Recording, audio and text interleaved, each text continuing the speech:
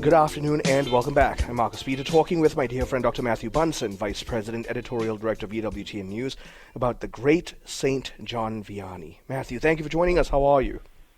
Oh, I'm doing very well. How are you? I'm very well, thank you. Saint John Vianney, what a man.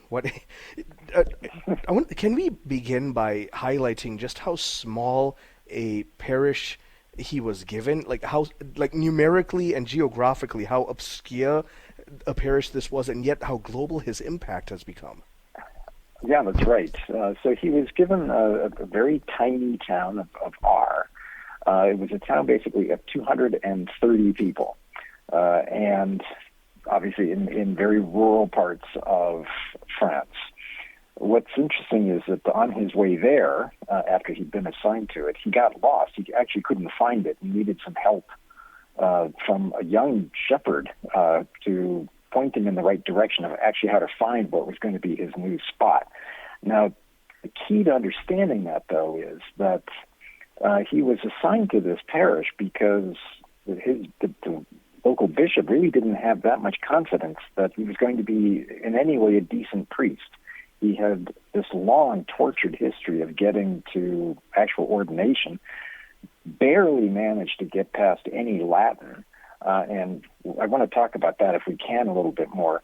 And so the bishop sent him where he thought he could do the least harm, which was this tiny place of R. And it turns out, of course, that not only was this the place where he, far from doing any harm, he saved every soul there, and of course became the legend of the confessional and the patron saint for priests. So we have to always be careful about making assumptions about people. And many assumptions were made about him. Since you brought it up, can we lovingly also highlight that on paper, this man was not academically brilliant. He wasn't even known as an exemplary preacher the way people like Dominic or Francis or Anthony were. And so he was sent to this particular parish simply in some ways to keep him out of the way. Well, that's right. He had this, as I mentioned, a very long and difficult path to the priesthood, interrupted as it was, first by the French Revolution, and then being drafted into the army of Napoleon to go fight in the wars, and yet he managed to avoid that essentially by being a deserter. And thanks to an emancipation, was allowed ultimately to go to the seminary. But let's just say that people were rather unimpressed with him academically, as you noted, and he struggled especially with the Latin. Now, let's remember that you had to be able to have Latin in order to be ordained a priest, certainly back in those days.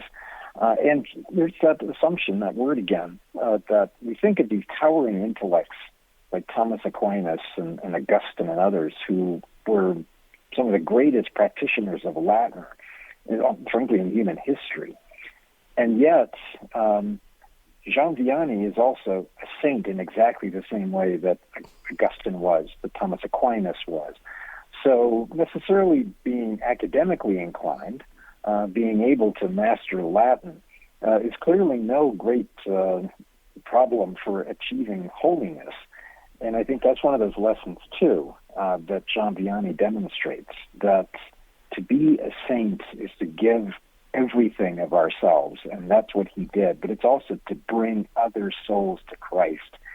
And he transformed the town of R, and eventually became very focused on what he recognized, which was the power of the confessional.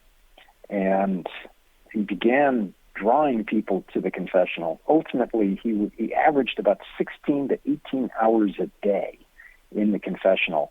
And the surrounding priests of the diocese couldn't understand what he was doing and why he was doing this. And, of course, they protested very, very famously to their bishop. I love that you highlighted that even those with all the doctorates in learning and teaching in the world, they are saints the same way John Vianney's a saint and vice versa. The month of his canonization, 2 other doctors of the church were canonized, and yet he is no less a saint than they are. That's exactly right. And like great doctors of the church, he's not one obviously, but like great saints, he was misunderstood in his time. He was misunderstood by even many of his fellow priests. I was mentioning that the priests who were thinking he was insane for spending this amount of time in the confessional actually went to the bishop and complained that there's something wrong with his head. He has to be insane in order to do this. But the bishop who understood him, who understood what he was doing, his reply very famously was, well, if he's insane, I wish the rest of you were as crazy as he is.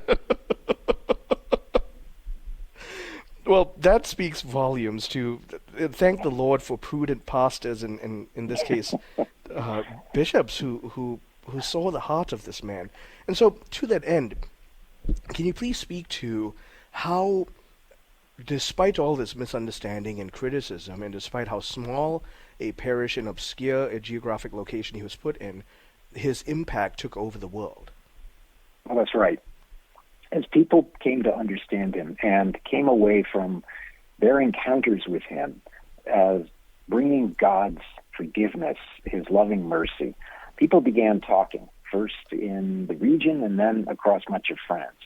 So that within a few years, about a few years just before his death, perhaps as many as 20,000 people a year made their way to this tiny town in order to avail themselves of the sacraments. So people would travel to this little place in eastern France to visit what he was known simply as the Curé of Ars, or the Curé d'Ars, and the priest of Ars. And everyone knew who you were talking about.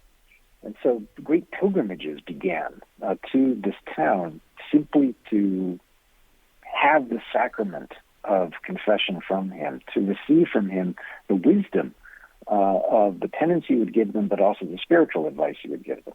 And so that places them very clearly as well in the great traditions of the church of these great minds and pastors who at first blush you could seemingly walk right past, that you simply wouldn't notice, and yet these are spiritual giants that the world comes to realize. And then the church now honors them for that. And the honoring is not because we just want to put them on a pedestal. John Vianney stands as a witness, sure, to priests, and he's the patron of all priests, but there's so much that you and I, Matthew, and the listeners can gain from just looking at his life and modeling. Please share that with us. Yeah, you're absolutely right. I mean, he was named the patron saint of priests in 1928 by Pope Pius, 1929 by Pope Pius XI. And he's been held up as this model priest. Of course, Benedict XVI, a year for priests in 2009, established him as the priest to look at as you're honoring priests, but if you're trying to be a priest yourself. But I think you make a really important, very key point, Marcus, and that is that as Catholics, as people in need of God's loving mercy, the humility that the Curé of Ars gives to us, he points us past himself to God's mercy, ultimately to Christ himself. And as he sat in the confessionals for hours and hours and hours, hearing the sins, but then pardoning those sins, forgiving those sins, and sending people off, we'll have no way of knowing how many souls were saved because of that dedication of the confessional. But that for us, too, is a reminder of the importance of the sacrament of confession in our own lives. We've been talking about Dr. Matthew Bunson. Matthew, thank you so much for joining us to share this with us. The music always hits when you and I are just getting started, I feel. Great to be with you. God bless. God bless. My guest has been Dr. Matthew Bunson, Vice President and Editorial Director of EWTN News. We've been talking about the lessons that can be learned from St. John Vianney. And as Matthew was sharing with us, his humility, his witness, his devotedness, those are things that you and I can model today. Stay tuned. I'm Marcus Peter.